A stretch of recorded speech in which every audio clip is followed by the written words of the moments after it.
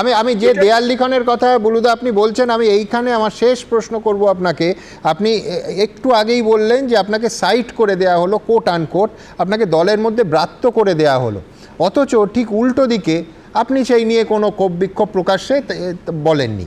গত 17ই জানুয়ারি দেখলাম মালদার সভায় দেশের প্রধানমন্ত্রী, তিনি আপনার পিতৃদেব শিবেন্দু শেখর রায়, তার একটা বিরাট ছবি দেয়া হলো এবং ভাষণের শুরুতে বললেন যে আমি সর্বপ্রথম মালদার মহান সুপুত্র শিবেন্দু শেখর রায়কে সশ্রদ্ধ প্রণাম জানাচ্ছি, যার প্রচেষ্টায় মালদার পরিচয় বেঁচে আছে। কি বলেছিলেন দেশের প্রধানমন্ত্রী? আমি দ্রুত একবার দর্শকদেরও মনে করিয়ে দেবো, দেখুন। मैं सर्वप्रथम बंगाल के महान सपूत शिवेंदु शेखर रॉय को श्रद्धापूर्वक नमन करता हूं, जिनके प्रयासों से मालदा की पहचान बची रही। বেশ, এইখান থেকে বিজেপির রাজ্য সভাপতি একেবারে স্পষ্ট ভাষায় আমায় দেয়া সাক্ষাৎকারে এবং তার বহুবার জনসভাতেও বারবার আপনার পিতৃদেবের কথা উল্লেখ করেছিলেন। আমি দ্রুত আরেকটা অংশ দেখে নিই। তৃণমূল কংগ্রেসের নেতা, তৃণমূল কংগ্রেসের সাংসদ সুখেন্দু শেখর রায়ের পিতা শিবেন্দু শেখর রায়, তিনি বিবাদমান মালদার জমিদারদের এক জায়গায় করে নিয়ে কলকাতায় পৌঁছেছিলেন ডক্টর শ্যামাপ্রসাদ মুখার্জির কাছে। বাংলার ইতিহাস আমাদের পাঠ্যপুস্তকে আজ শিবেন্দু শেখরের নাম নেই, কিন্তু যার কারণে একে মালদায় আমরা বসবাস করছি, ওটাকে ভারতবর্ষ বলতে পারছি, তার মধ্যে সবচেয়ে বড় অবদান যদি কারণ থাকে সে শিবেন্দু শেখর রায়ের অবদান, শ্যামাপ্রসাদ মুখার্জির লড়াই। এই যখন বিজেপির বুলুদা জাতীয় স্তরে এবং রাজ্য স্তরে অবস্থান, একদিকে প্রধানমন্ত্রী, একদিকে শ্রমিক ভট্টাচার্য, আর অন্যদিকে আপনি বলছেন যে দলে কোণঠাসা আপনি ব্রাত্য করে রাখা হয়েছে, আপনার দলীয় অবস্থানে, যদিও আবার বলছি আপনার তৃতীয় দফার টার্ম 29 সাল অবধি আছে, কোনো কি পরিবর্তন আমরা দেখতে চলেছি? না, যদি পরিবর্তন ঘটে আপনি নিশ্চয়ই দেখতে পাবেন। পরিবর্তন তো আন্ডার দি কার্পেট হবে না, যদি পরিবর্তন ঘটে কোথাও। হ্যাঁ, মানে কিছু পরিবর্তন ঘটার সম্ভাবনা আছে এবং মানুষ সেদিকে সিদ্ধান্ত নেয়, বুঝতে পারে না। বেঁচে যতদিন আপনি বেঁচে আছেন, আপনাকে নানা পরিস্থিতির সম্ভাবনা, যেটা আপনার মাথাতে নেই সেরকম সম্ভাবনা অনেক সময় ঘটে থাকে। তো সম্ভাবনার ব্যাপারটাকে কখনোই কেউ উড়িয়ে দিতে পারে না। বেশ, আমার ভালো লাগলো আপনি এই যেটা দেখালেন আমার বাবার বিষয়টি। আমি এক লাইন শুধু বলবো এই পরীক্ষিতে, যে 79 বছর আগেকার একটি ঘটনা, একটা ভয়ঙ্কর অবস্থা তখন, যে মালদা মতো আরও অনেক জেলা, প্রত্যেকটা জেলায় পশ্চিমবাংলার বেশিরভাগ জায়গা মুসলিম লীগ চেয়েছিল পাকিস্তানে যাক, পূর্ব পাকিস্তানে।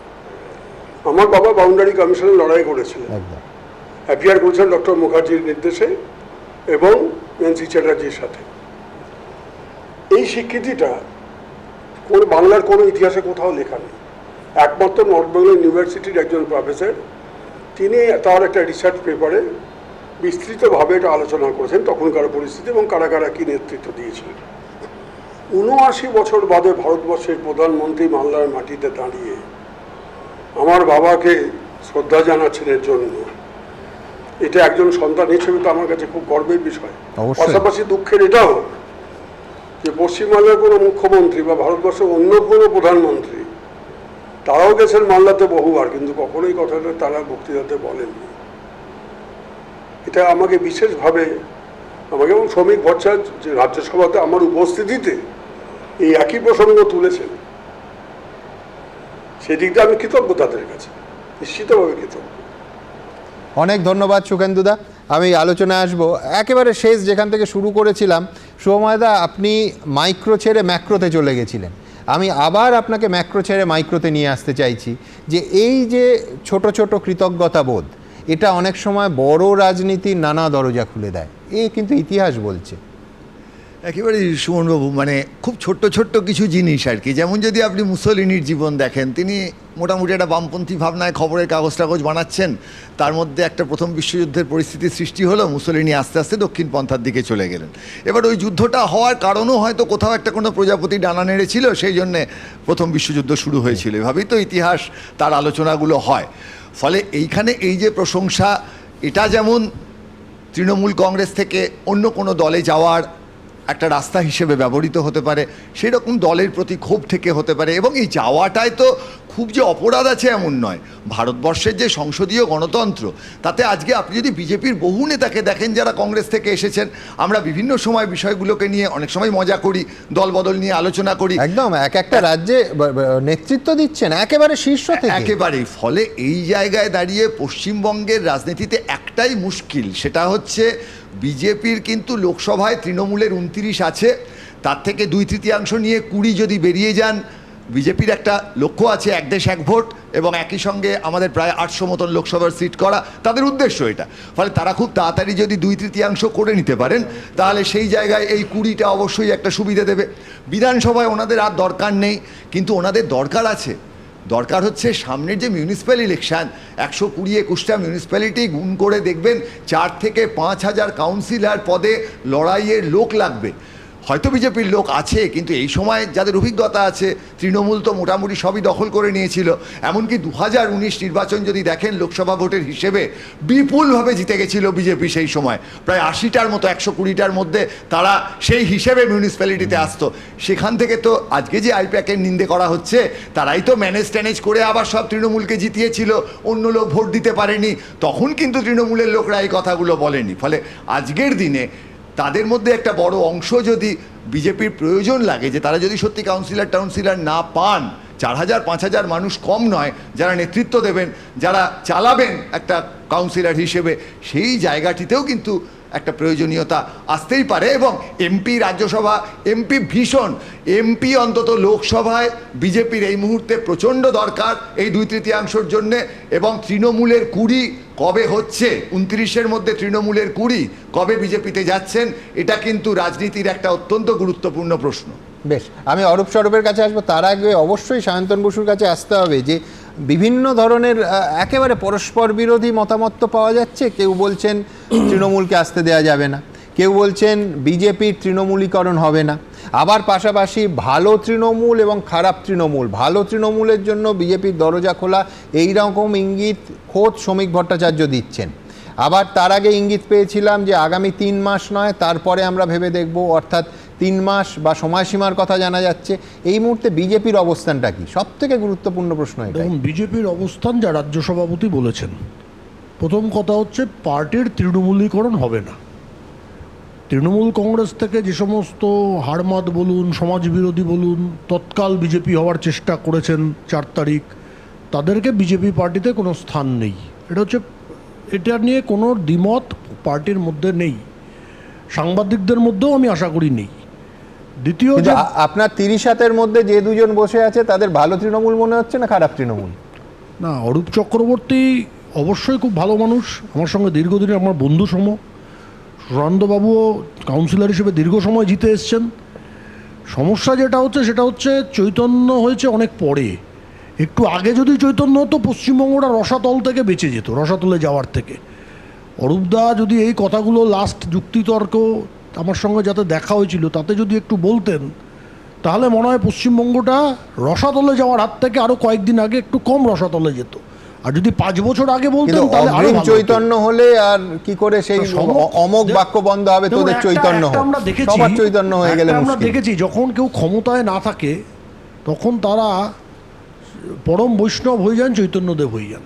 সিপিএম দেখবেন সব থেকে বেশি এখন গণতন্ত্রের কথা বলে, সব থেকে বেশি গণতন্ত্রের কথা বলে। যখন গড়বেতা হয়েছিল, কেশপুর হয়েছিল, ছোট আঙাড়িয়া হয়েছিল, পিংলা হয়েছিল, সবং হয়েছিল, গোঘাট হয়েছিল, তখন গণতন্ত্র ছিল না।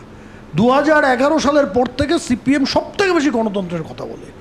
তৃণমূলেরও এখন গণতন্ত্রের শটটারও বেশি হচ্ছে। যেটা সুখেন্দুবাবু বললেন,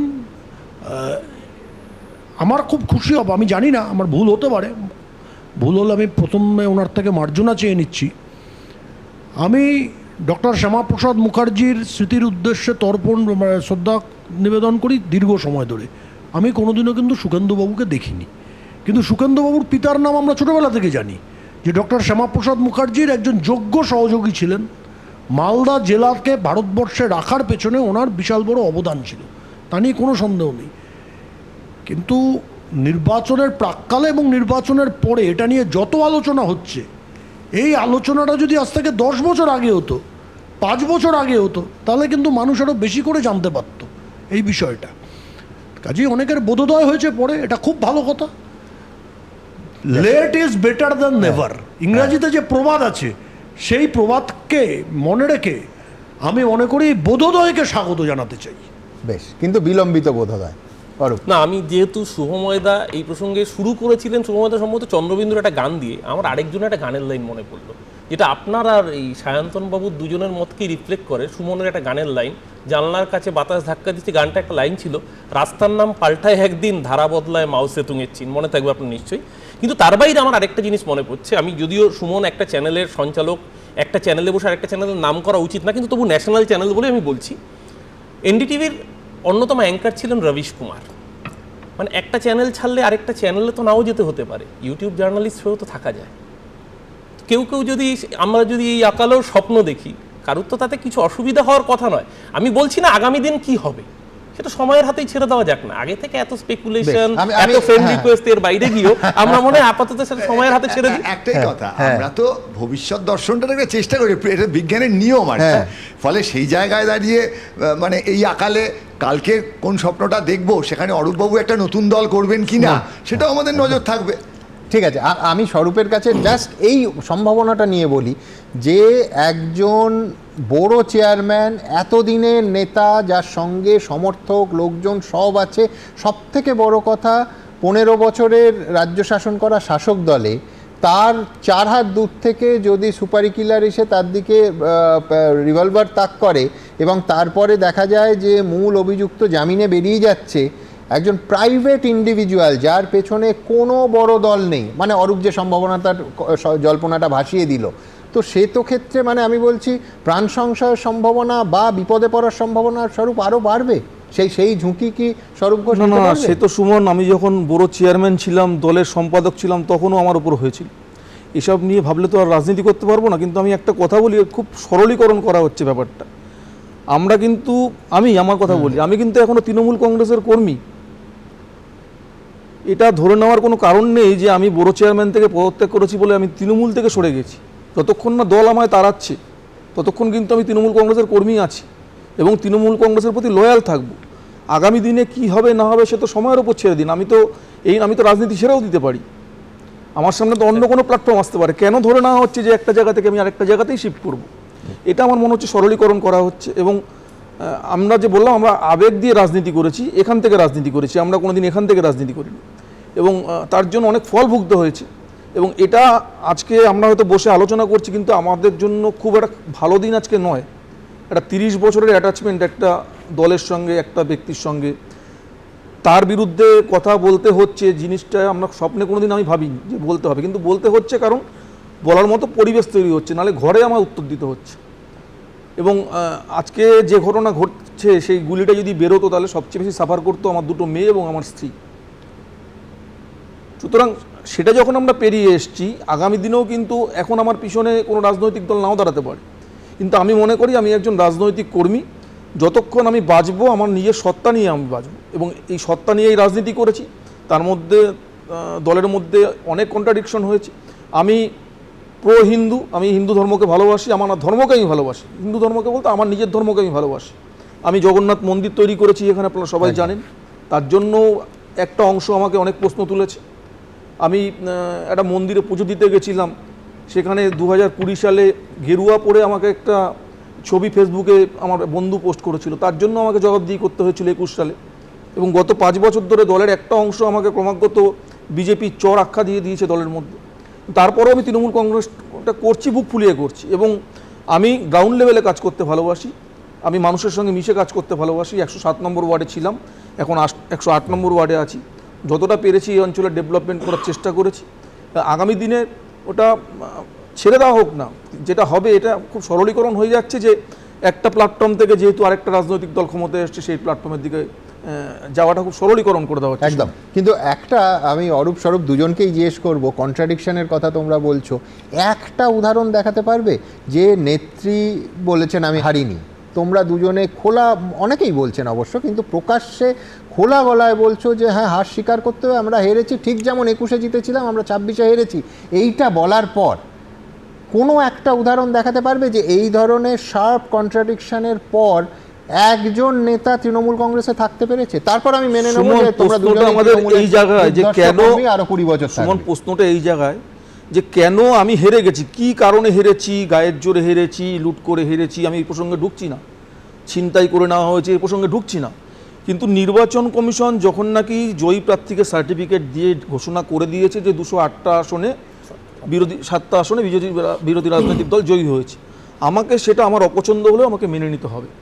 এই সহজ বাক্যটা আমি কেন বুঝতে চাইছি না, এবং এটা বলতে গিয়ে যদি আমাকে দল বিরোধী আখ্যা দিয়ে দেয়, আমাকে বিজেপি আখ্যা দিয়ে দেয়, বা আমাকে বিজেপি চোর আখ্যা দিয়ে দেয়, তাহলে সেটা আমি সাগ্রহে গ্রহণ করব, কারণ আমি কোনো ভুল কথা বলছি না। এটাকে মেনে নিয়েই তো আমাকে আগামী দিনে আরও ভালো বিরোধী তৈরি হতে হবে, গঠনমূলক বিরোধী তৈরি করতে। আমাদের এখন উচিত ছিল এই যে পিরিয়ডটা হনিমুন, কিন্তু সোজা কথা বলো, দলের মধ্যে খোলামেলা আলোচনার কি সেই পরিবেশটা আছে? সুমন, তৈরি করতে হবে তো। একটা সময় ছিল না বলে আজকে হবে না, সেটার তো কোনো কারণ নেই, তৈরি করতে হবে তো। যতক্ষণ না আমি দলের মধ্যে খোলামেলা আলোচনা করতে পারছি ততক্ষণ কিন্তু আমি রেকটিফাই করতে, যার কারণে আমরা ধরতে পারলাম না যে মানুষ কেন আমাদের বিরুদ্ধে চলে গেল।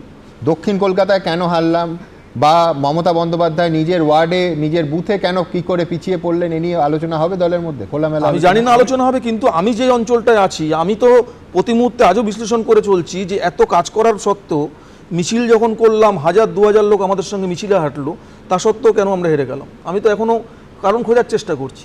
আমাকে তো কারণটা খুঁজতে হবে, নাহলে পরবর্তীকালে আমি মানুষের কাছে আবার ভোট চাইতে যাবো। আমার মনে হয় একটু কন্ট্রাডিকশন হচ্ছে। ঠিক একইভাবে আমার এখনো মনে হচ্ছে 2011-তে, আমি তো যাদবপুরের বাসিন্দা, 2011-তে তোমরা কভার করেছিলে বুদ্ধদেব ভট্টাচার্যের সেই বিশাল মিছিল, সুবিশাল মিছিল, জনসুনামি ছিল। বুদ্ধবাবু 16,000 ভোটে হেরে গিয়েছিলেন মনীশ গুপ্তর কাছে। আজকে আমার এখনো মনে পড়ছে সুমন, এই যে তুমি বলছো এই দলের স্টেটমেন্টটা, এটা কিন্তু তার আগে রেজাল্টের দিন দুপুরবেলা আমার এখনো মনে হচ্ছে 4 তারিখ ভোটের রেজাল্টের দিন তোমার ঘন্টাখানেক সঙ্গে সুমন তুমি শোটা শুরু করেছিলে আমার ফেসবুক পোস্ট নিয়ে। আমি রবীন্দ্রনাথকে কোট করে সেখানে লিখেছিলাম, মনের আজ কহজে ভালো মন্দ যাহাই আসুক সত্যরে নাও সহজে, সত্যকে সহজে নিতে হবে। আমি আবারও বলছি সুমন, আজকে যদি 2026-এর হারকে আমি অস্বীকার করি, আমার 21-এর জয়টা মিথ্যে হয়ে যায়, আমার 11, 16, 24-এর জয়গুলো মিথ্যে হয়ে যায়। সেই জয়গুলো সত্যি ছিল, আজকের এই হারটাকে আমি একটা বিষয় যেটা স্বরূপবাবু বললেন ওনার কথার মাঝেই জাস্ট একটা বিষয় তুলতে চাই। উনি বললেন যে গেরুয়া বসন পরে ফেসবুকে পোস্ট করেছেন। আমি করিনি, আমার এক বন্ধু করেছে, আপনার ছবি দিয়েছে, আমার ছবি। তা নিয়ে পার্টির একটা অংশ লোকজন রীতিমতো অসন্তুষ্ট, অন্য কিছু বলেছেন না বলেছেন, রীতিমতো অসন্তুষ্ট, যেটা আমি বুঝলাম আপনার কথার মাধ্যমে। আচ্ছা, এটা কি ধরনের দল? সেদিন মনে প্রশ্ন আসেনি আমাদের, যদি কেউ এরকম যে কোনো দলের থেকেই বলে আমার তো এটা স্বাধীনতা, আমি তো এটা স্বাভাবিক, এটা ন্যাচারাল, সেখানে যদি কেউ প্রশ্ন করছে তো অস্বাভাবিক দল একটা, অস্বাভাবিক তাদের চিন্তাভাবনা সেই ব্যক্তিদের, যারা এ ধরনের প্রশ্ন করতে পারে, তারা কি রাজ্য চালাবে? তারা কি রাজ্য চালানোর যোগ্য? এটা তো দলের সঙ্গে কোনো সম্পর্ক নেই, দলের কতিপয় নেতৃত্ব যাদের ধরুন ব্যক্তিগতভাবে আমার সম্বন্ধে অ্যালার্জি আছে, তারাই প্রশ্নটা তুলেছিল। এবং আমি সেই সঙ্গে একটা ফেসবুক পোস্ট করেছিলাম যে রুদ্রাক্ষ চিহ্ন হলে প্রলয় অবশ্যম্ভাবী, যেদিনকে আমাকে তপসিয়ায় ফেলে মারা হলো, আমার গলায় একটা রুদ্রাক্ষের মালা ছিল, সেটা ছিঁড়ে গেছিল, এবং সেটা নিয়েও আমাকে অনেক কমেন্ট শুনতে হয়েছে। এটা কিন্তু দল নয়, দলগতভাবে কোনো বিরোধিতা আমার কাছে আসেনি। এটা কিছু মানুষ যারা চাইছিল না আমি তৃণমূল কংগ্রেসটা করি, যারা চাইছিল না আমি মমতা বন্দ্যোপাধ্যায় কেন আমাকে জায়গা দিচ্ছে, কত নিচে নেমেছে ভাবুন,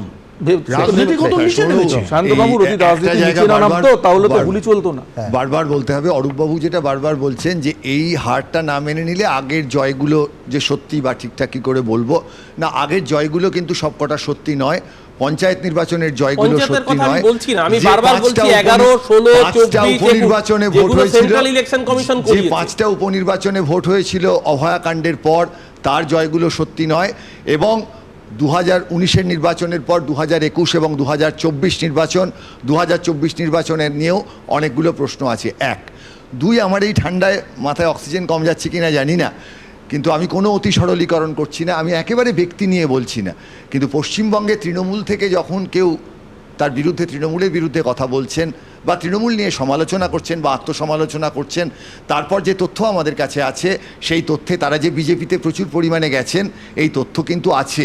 সুতরাং আপনারা নাই যেতে পারেন বিজেপিতে, কিন্তু তৃণমূল থেকে বিজেপিতে যাওয়ার একটা চেষ্টা এটা খুব ন্যাচারাল, এবং বিজেপি সেটা কিভাবে নেবে সেটাও আমাদের দেখতে হবে। শ্রমিকবাবু যে টাইম দিচ্ছেন তাতে মনে হচ্ছে এই গরমের ছুটির মধ্যে খুব কিছু হবে না, কিন্তু আমার ধারণা পুজোর ছুটির মধ্যে নিশ্চয়ই আমরা দেখতে পাবো যে সত্যিকারের কি ঘটনাগুলো ঘটছে। সমীরদা, দেখো সুমন, আমি আবারও বলছি, ওরা আমার ছোট ভাইয়ের মতো, অরূপ আর স্বরূপ। ওরা আজকে যা যা বলছে, সুখেন্দু শেখরদা যা বললেন, ঠিক এই কথাগুলো এই 15 বছরের মধ্যে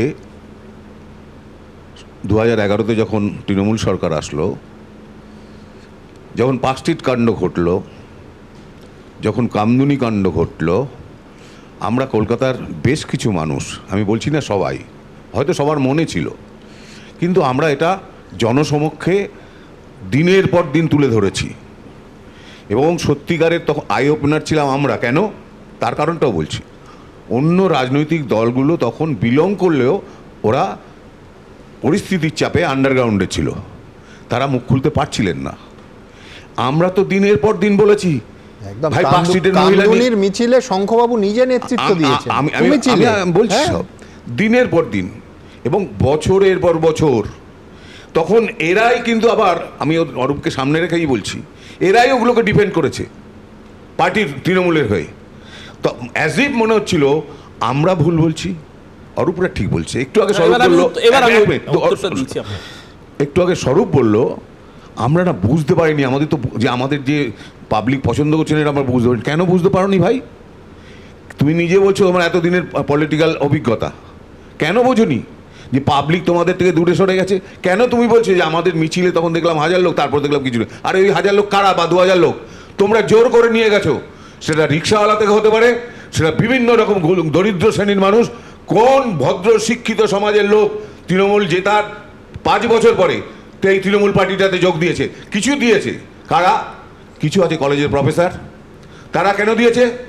তারা সরাসরি কোনোদিন রাজনীতি করেনি, রাস্তায় নামেনি, এখানে টেলিভিশন চ্যানেলগুলোতে মুখ দেখিয়েছে এবং তৃণমূলকে ডিফেন্ড করেছে। কেন? আইদার তার প্রিন্সিপাল হওয়ার ইচ্ছা, অথবা তার আরও বড় পোস্টে যাওয়ার ইচ্ছে, অথবা তার পোস্টিংটা যাতে অন্যখানে না হয় সেটাকে আটকানো যায়। আপনার পাশের অধ্যাপক না না আমি জানি, সর্বহারাই রয়ে গেলেন। কোনোদিন বলেননি এটা। না না, শুভময়দা তো ডিফেন্ড করেনি তৃণমূল। না না, তাই তো বলছি, পাশের অধ্যাপকটি সর্বহারাই রয়ে গেলেন। কারোর নাম করছি, ওই প্রফেসরদের আমি কারোর নাম করছি না, কিন্তু তারা তো দিনের পর দিন এটা করেছে, করেছে এবং মানুষকে তারা ভুল বুঝিয়েছে। এবং আমরা দিনের পর দিন বছরের পর বছর বলে গেছি আমাদের নিজের জীবনের রিস্ক নিয়ে। তার কারণটা হলো ওরা তৃণমূলের এত বছরের নেতা হয়ে বলছে আমরা ইনসিকিউরড, যে ওরা নিজেরাই জানে না নিজের দলের লোকে মেরে দিতে পারে। তো সেই অবস্থায় দাঁড়িয়ে কোনো ঢাল তরোয়াল ছাড়া, কোনো পুলিশ সিকিউরিটি ছাড়া, কোনো পলিটিক্যাল ব্যাকগ্রাউন্ড ছাড়া এই ধরনের লড়াই করেছি। আজকে যেটা তিনজনই বললেন, সুখেন্দু শেখরদা নিশ্চয়ই অতি অবশ্যই আমি বলবো যে অভয়াকাণ্ডে উনি মুখ খুলেছিলেন। কোথায় ছিলেন সুখেন্দু শেখরদা কামদুনির সময়? চোখে পড়েনি ওনার? কোথায় ছিলেন হাঁসখালির সময়? কোথায় ছিলেন পার্কস্ট্রিটের ঘটনার সময়? আজকে নেই আমার, তার নাম বলতে অসুবিধা নেই। সুজেতের ওপরে যখন অত্যাচার হয়, আমি আরও নাম বলছি না, তৃণমূলের তখন বড় বড় নাট্যকার, আরও বিশিষ্ট ব্যক্তিরা দিনের পর দিন বলে গেছেন মহিলার চরিত্র খারাপ, মহিলার টাকার সম্পর্ক ছিল। What nonsense! আজকে আপনাদের বোধোদয় হচ্ছে, এত বছর চুপ করে থাকে কেন? আপনাদের কাঙ্ক্ষিত জায়গাটা এখন আপনারা পাচ্ছেন না। কেন? দল হেরে গেছে। দল হারার আগে যদি কথাটাগুলো বলতেন ওনারা, তাহলেও আমি বিশ্বাস করতাম এবং বাংলার মানুষ বিশ্বাস করতো। আজকে আপনারা যাই বলবেন, আপনাদেরকে ভালোবেসে বলছি, মানুষ এটা বিশ্বাস করছে না। আচ্ছা, আমি দুজনের কাছেই আসবো, কিন্তু তার আগে একেবারে এতগুলো বিচ্যুতির কথা হলো। এর আগে 80 লক্ষ টাকা পাওয়া গেছিল, আজকে বাদুড়িয়ায় 2,24,00,000 টাকা পাওয়া গেছে মাটির তলায়, এবং সরাসরি তৃণমূল নেতার দিকে অভিযোগের তীর। আমি বলছি এই প্রতিবেদনটা না নিলে কিন্তু দর্শকদের প্রতি অন্যায় করা হবে। তার কারণ আপনারা জানেন যে অর্থ উদ্ধারের যে ছবিটা পশ্চিমবঙ্গে এই 15 বছর আগে, হয়তো হয়তো কেন, অবশ্যই অনেক অত্যাচার ছিল, অনেক শোষণ ছিল, অনেক হেজিমনির সমস্যা ছিল, আধিপত্যবাদ চূড়ান্ত ছিল এবং হিংসা তো ছিলই। কিন্তু যেটা ছিল না সেটা হচ্ছে নোটের গন্ধ, যেটা ছিল না সেটা হচ্ছে অর্থের অহংকার।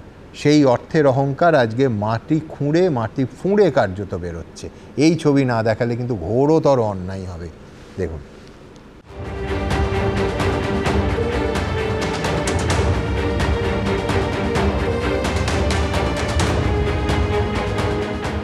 এবার পাটের খেতে মিলল গুপ্তধন। উদ্ধার হলো 2,24,00,000 টাকা।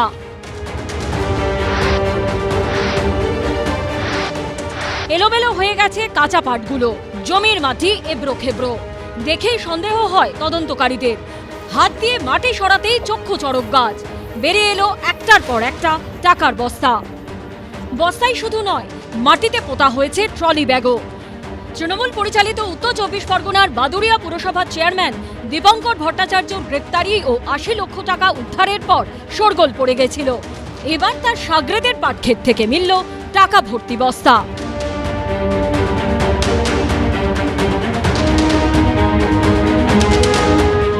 দশ, 20, 30 লাখ নয়, বস্তা খুলে মিলেছে 2,24,00,000 টাকা।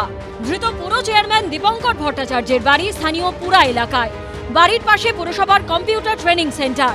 সোমবার রাতে সেই কম্পিউটার ট্রেনিং সেন্টার থেকে উদ্ধার হয় নগদ প্রায় 80 লক্ষ টাকা। টাকা গোনার মেশিন এনে রাতভর সেই টাকা গোনা হয়। পুলিশ সূত্রে খবর, স্থানীয় বাসিন্দাদের অভিযোগের ভিত্তিতে বুধবার সকাল থেকে ফের তল্লাশি শুরু হয় বাটুলডাঙ্গা এলাকায়। ওড়ানো হয় ড্রোন। তখনই পাটক্ষেতের একটি জায়গা দেখে সন্দেহ হয় তদন্তকারীদের। তল্লাশি চালিয়ে মেলে টাকার বস্তা ও ট্রলি ব্যাগ। এ যেন মাটি খুঁড়তে গিয়ে সাপ নয়, মাটি খুঁড়তে গিয়ে টাকা, এবং বস্তায় বস্তায় টাকা উদ্ধার হলো। যে জায়গা এখানে দেখা যাচ্ছে গর্ত, এখান থেকেই কিন্তু বস্তায় টাকা উদ্ধার করা হয়েছে। স্থানীয় বাসিন্দাদের অভিযোগ, দরিদ্রদের ঘর পাইয়ে দেওয়ার আশ্বাস দিয়ে হাজার হাজার টাকা নিতেন বাদুড়িয়া পুরসভার চেয়ারম্যান দীপঙ্কর ভট্টাচার্য। সাধারণ মানুষের যে টাকা পয়সাগুলো নিয়ে এরা নয়ছয় করছিল, যে এই টাকাটা সরকার নিয়ে সুব্যবস্থা তার করুক। ঘর পেয়েও ঘর পাচ্ছে না, ঘরের টাকা 10,000 টাকা নিয়ে রেখে দিচ্ছে, ঘর পাচ্ছে না। যে আপনি বলছেন 60,000 টাকা দেবো, আপনার ঘর রাতে রাতে এসে যাচ্ছে। টাকা উদ্ধারের পর কেন্দ্রীয় বাহিনী ও স্থানীয় বাসিন্দাদের উপস্থিতিতে শুরু হয় গোনার কাজ। ব্যাংকের 3 কর্মী টাকা গুনতে শুরু করেন 2টি যন্ত্র নিয়ে। গোনা শেষ হলে দেখা যায় টাকার অঙ্ক 2,24,00,000। সূত্রের দাবি, বেশ কিছু নথি উদ্ধার হয়েছে। নথিতে রয়েছে ধৃত চেয়ারম্যান দীপঙ্কর ভট্টাচার্যের নাম। ধৃত দীপঙ্কর ভট্টাচার্যকে নিয়ে 12 নম্বর ওয়ার্ডের তৃণমূলের পার্টি অফিসে তল্লাশি চালাতে আসে পুলিশ। তখনই ক্ষেপে ওঠে এলাকাবাসীদের একাংশ।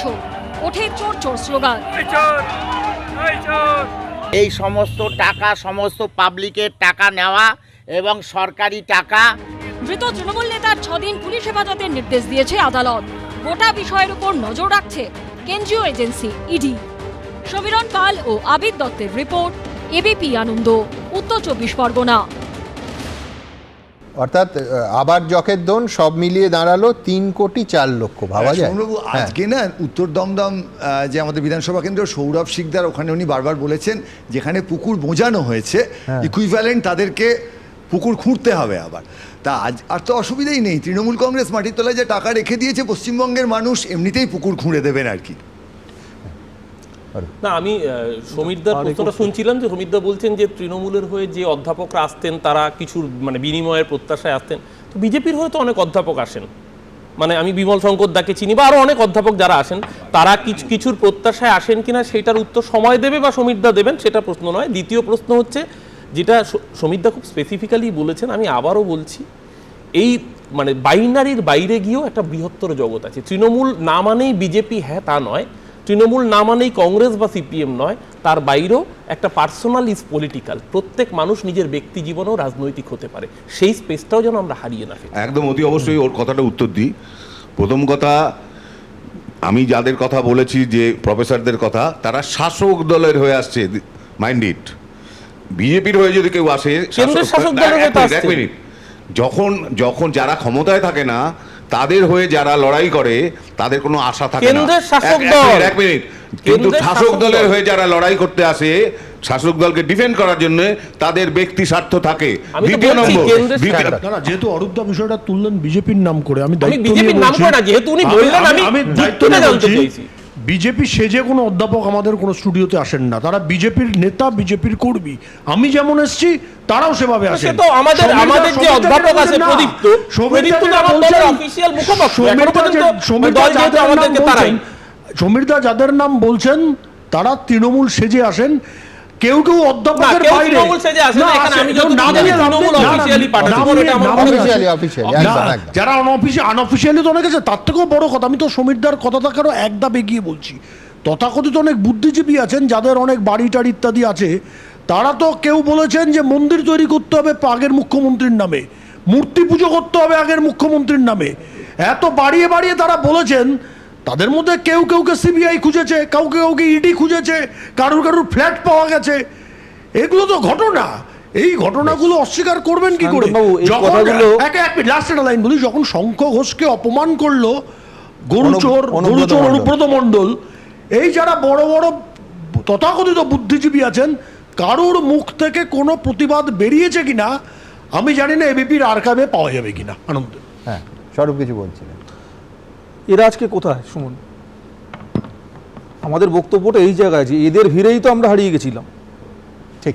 আচ্ছা, ভবিষ্যতে কি হবে এর উত্তর তো দেবে সময়, কিন্তু সেই সময় এমন একটা পরিস্থিতির মধ্যে ফেলে, সত্যি সত্যি একদিক থেকে বাংলা ফিল্ম ইন্ডাস্ট্রির আজ অত্যন্ত মন খারাপ, এবং সেই মন খারাপ আমাদেরও। তার কারণ আইকনিক ফিল্ম মাঝে মাঝে কয়েক দশকে খুব অল্পই তৈরি হয়।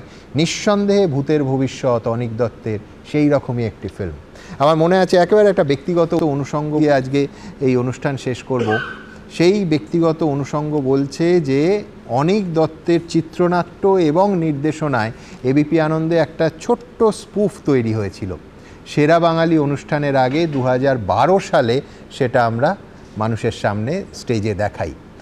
তার কারণ তখন ভূতের ভবিষ্যৎ একেবারে অসম্ভব জনপ্রিয়, লোকের মুখে মুখে ফিরছে, এবং সেখানে আবার বলছি অনিক দত্তের চিত্রনাট্য এবং নির্দেশনায় এই অধমের কয়েক মিনিটের একটা স্পুফ করার সৌভাগ্য হয়েছিল। আজকে আমাদের তরফ থেকে অনিকদা যখন নেই, পুলিশের প্রাথমিক রিপোর্ট ক্লিনিক্যাল ডিপ্রেশনে ভুগছিলেন, পরিবারও সেই কথা বলছে, তার স্মৃতির প্রতি শ্রদ্ধার্ঘ ওই ছোট্ট স্পুফটা আরেকবার আপনাদের দেখাবো। দেখুন, 14 বছর আগে।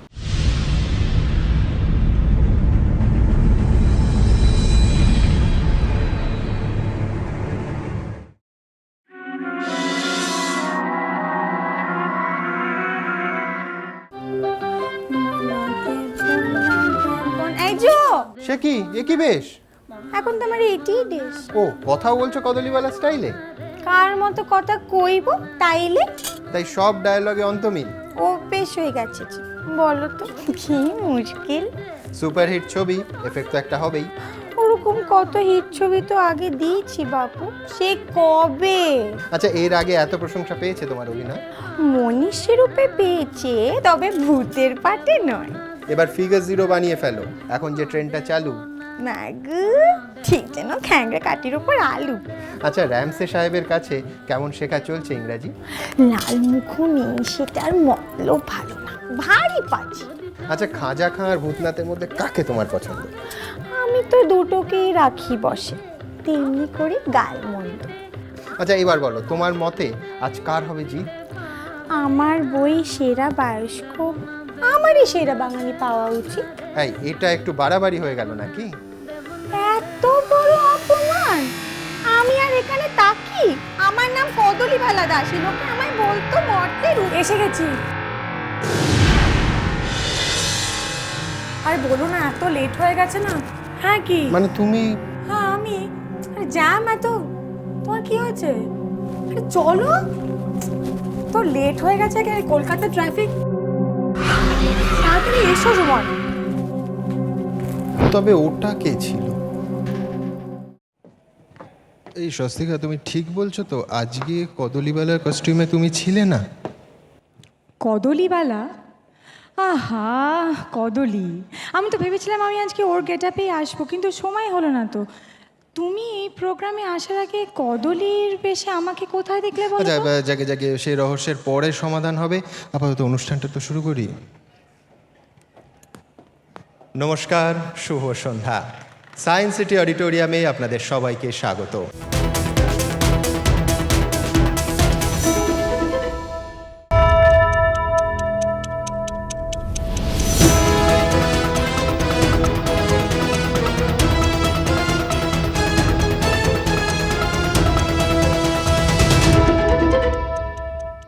এবিপি আনন্দ, এগিয়ে থাকে, এগিয়ে রাখে।